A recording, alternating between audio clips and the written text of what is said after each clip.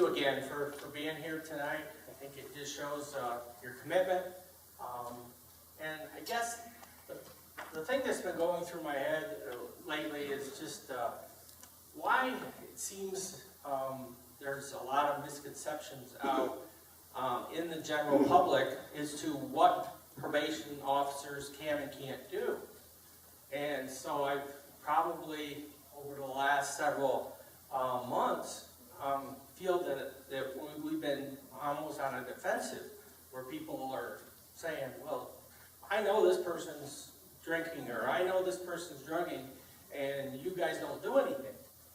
And I'm saying, okay, we went from, I started my career 35 years ago, actually in the Valley area here. Our caseloads are actually less than what they were back then, because we hired more officers.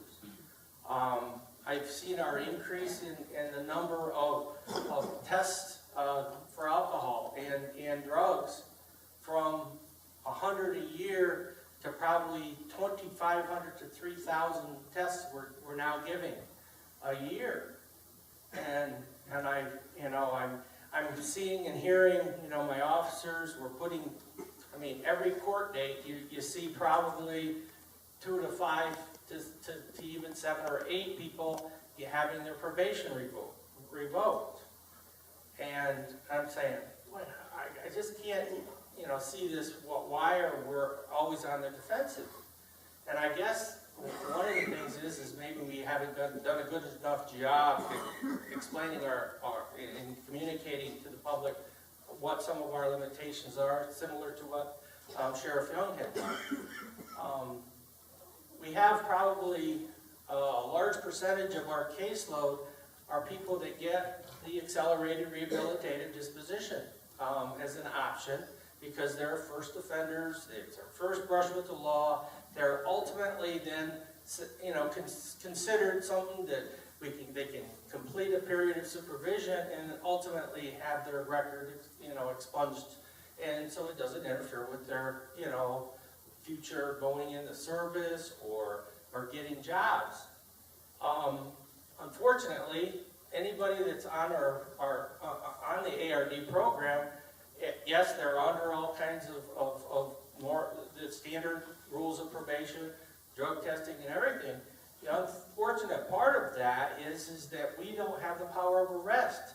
So if a person is ultimately high on drugs, or we have them in violation, all we can do is petition through the district attorney's office, has the DA file a revocation of that of probation.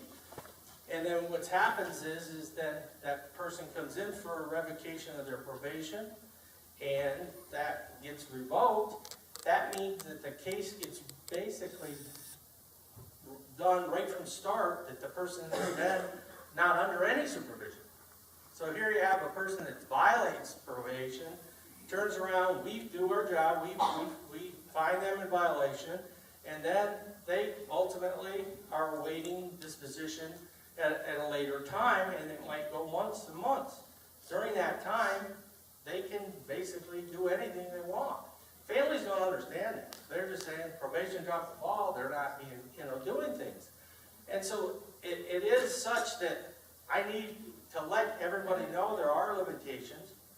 90% of our violations occur on information that we receive from the community. So what you people need to do is let us know, and I'll just guarantee you that we will pursue and we will act. And again, within the limitations of the law, we will do that. We've already increased that. I was doing a year out today on a person that we have coming in twice a week. And I said to the guy, I said, what do you feel, is it worthwhile for you to come in here twice a week? And he says, well, I was coming in 3 times a week, and then they reduced it to 2 times a week. And he said, you know what, I was at first really disappointed, because I felt with only 2 times a week that I probably was going to try to get high in between the tests. And so that just goes to show, you know, again, where we are with, you know, again, addiction and the whole 9 yards with dealing with people. Unfortunately, we're losing a lot of people that are on supervision. We put them in jail, and they built themselves up to a tolerance for this drug, and we put them in jail, and then they get released from jail down the road after they've served their time, and they think they can go back and start taking the same amount of drug that they did before they went in 6 months, say, previous to that, and they overdose and die. Again, we try to get out.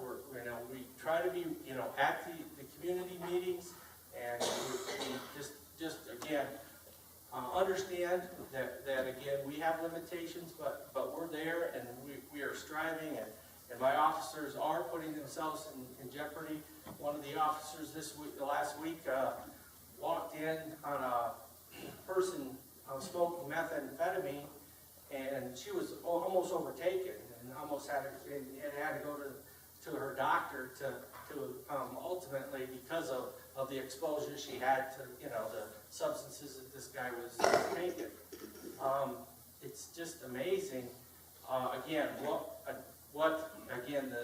the amount of people, I figure right now, I went through it, and I said, how many people on a probation? 500, we have 500 people under supervision. I just informally asked the officers, how many are using heroin right now? 180 of the 500 are using heroin. So, again, you can see that we know it's a problem, and we're there, and we'll try to assist you with whatever we can do. Thank you.